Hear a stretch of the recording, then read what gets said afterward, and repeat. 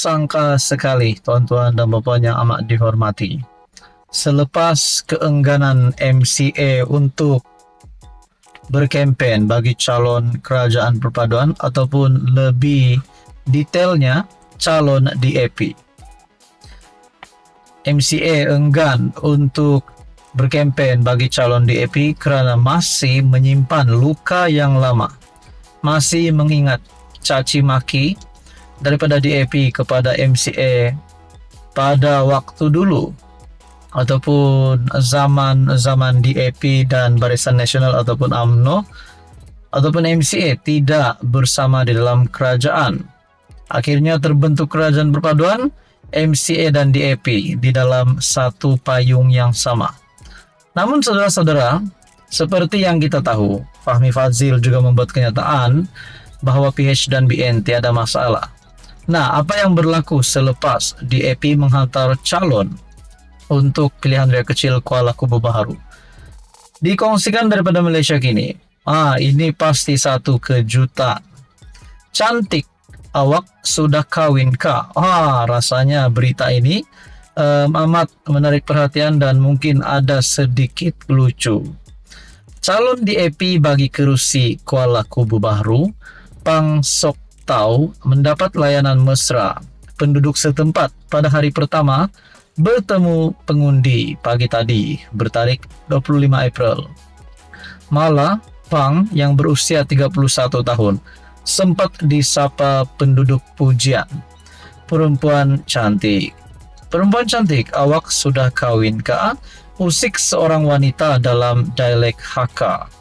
Nah, saudara-saudara, adakah ini bermakna penerimaan penduduk di Kuala Kubu Baharu terhadap calon DAP ini menunjukkan satu petanda yang positif untuk kerajaan perpaduan? Pang memulakan lawatannya bersama kira-kira 20 penyokong PH dengan bersarapan bersama penduduk di Keng Lim, Kopitiam di kampung Chuang Rasa.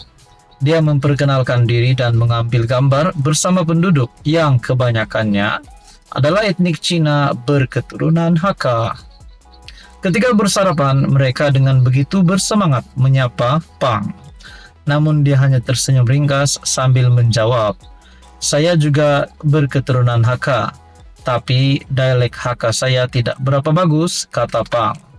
Pang memulakan kempen dengan melawat dua buah kampung dengan majoriti penduduk Cina di Kuala Kubu Baharu, yaitu Kampung Chuang Rasa dan Kampung Air Panas.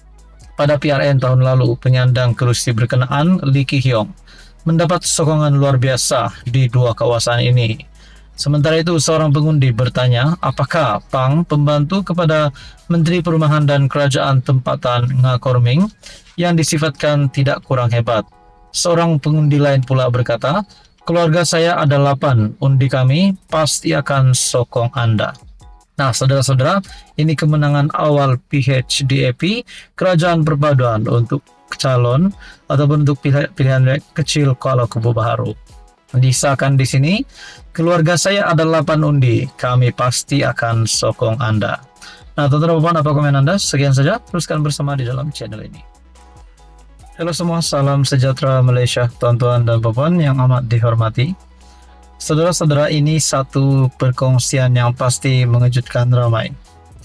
Berkenaan dengan pilihan raya kecil Kuala Kubu Baharu yang akan diadakan pada 11 Mei. Akhirnya berkaitan dengan pilihan raya kecil ini, banyak kita mendengar pandangan, banyak kita mendengar pendapat-pendapat, terutamanya netizen dan peminat-peminat politik Malaysia. Ada yang kata kemenangan kepada Perikatan Nasional untuk pilihan raya kecil kali ini. Ada juga yang kata kemenangan untuk calon kerajaan perpaduan. Nah, ini satu lagi kenyataan daripada pemimpin PAS.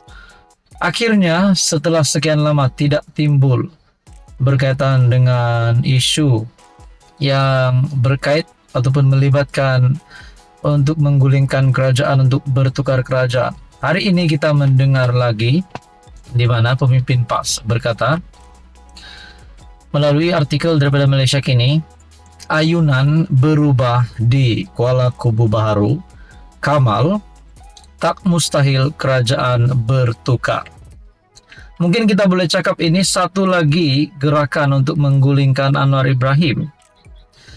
Tapi saudara-saudara, pada pendapat saya untuk menilai kerajaan boleh ditukar melalui satu kerusi ini saja bukanlah satu perkara yang relevan.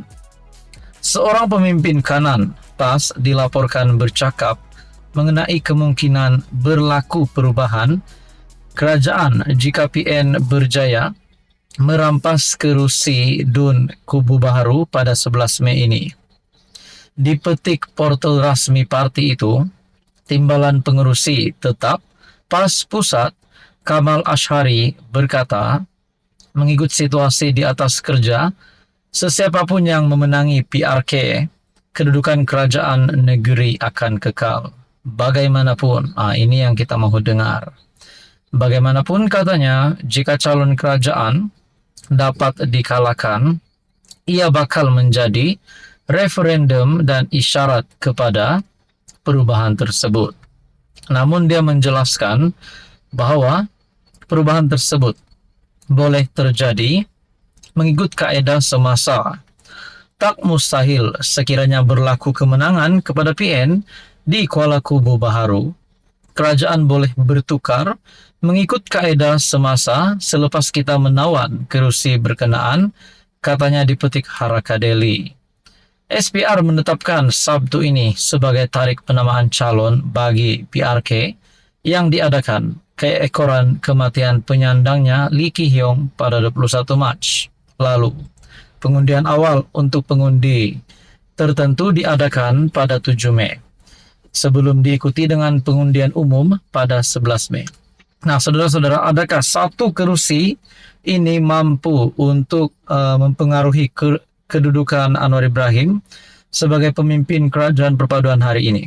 Nah, apa komen Anda berkaitan isu ini? Apa pandangan Anda? Let's say, bagaimana kalau PH ataupun kerajaan perpaduan yang memenangi kerusi di DUN KKB ini? Bukankah ini akan memberikan satu lagi kemenangan besar kepada Anwar? Dan mungkin juga berlaku lagi. Takkanlah berlaku lagi peralihan sokongan daripada Perikatan Nasional seperti yang berlaku sebelum ini yang melibatkan 7 wakil rakyat bersatu PN. Apa komen Anda? Sekian saja, teruskan bersama di dalam channel ini. Halo semua, salam sejahtera Malaysia. Selamat datang ke channel Fels Lifestyle. Info padu, info hangat disediakan di dalam channel ini. Kita dikejutkan dengan satu berita. Rupanya terdapat satu lagi demo yang dibuat. Demo ini bukan dibuat di rumah ketua kampung, bukan dibuat di depan rumah JKK ataupun orang-orang kampung. Tetapi demo ini dibuat di depan pejabat menteri di dalam kabinet kerajaan perpaduan, yaitu Mat Sabu. Nah, dalam perkongsian daripada Malaysia kini, pengembala berdemo depan pejabat Mat Sabu. Pengembala lembu dan kambing dari pelbagai negeri berdemonstrasi di depan pejabat Kementerian Pertanian dan Keterjaminan Makanan di Putrajaya susulan larangan memasuki kawasan ladang sebuah syarikat sawit. Kumpulan itu yang menamakan diri mereka Gabungan Penternak Marhen Nasional menuntut campur tangan menterinya Muhammad Sabu melalui satu memorandum tuntutan. Memorandum diserahkan kepada Setiausaha Politik Menteri Yuhaizat Abdullah yang menurut mereka akan meminta pertemuan dengan Muhammad dalam tempoh 3 minggu. Dalam memorandum 7 halaman itu, mereka antaranya menyifatkan tindakan itu sebagai kejam. Ini tidak boleh diterima kerana kami tiada masalah dengan pengurusan Saim Darbi dalam tahun-tahun sebelum ini. Menurut memorandum itu, menurut mereka, notis larangan itu dikeluarkan di Estet Sungai Buloh pada 10 Januari dan Estet Bukit Ceraka pada 24 Januari. Malaysia kini sudah menghubungi Saim Darbi untuk mendapatkan maklum balas. Nah, punca demo di hadapan pejabat Matsabu ini, di mana pengembala lembu dan kambing dari berbagai negeri berdemonstrasi di depan pejabat Matsabu Kementerian Pertanian dan Keterjaminan Makanan di Putrajaya, susulan larangan memasuki kawasan ladang sebuah syarikat sawit. Nah, saudara-saudara, ini pasti satu perlunya tindakan ataupun pandangan ataupun respon, dan harapan mereka sudah pasti tindakan daripada Matsabu untuk ataupun berhubung isu ini, perkara ini. Nah, saudara-saudara, saya sangkakan pada mulanya saya melihat tajuk artikel ini, demo di depan pejabat Matsabu karena Matsabu nak diboykot. Rupanya bukan juga. Nah, saudara-saudara, apa komen Anda? Sekian saja, teruskan bersama di dalam channel ini.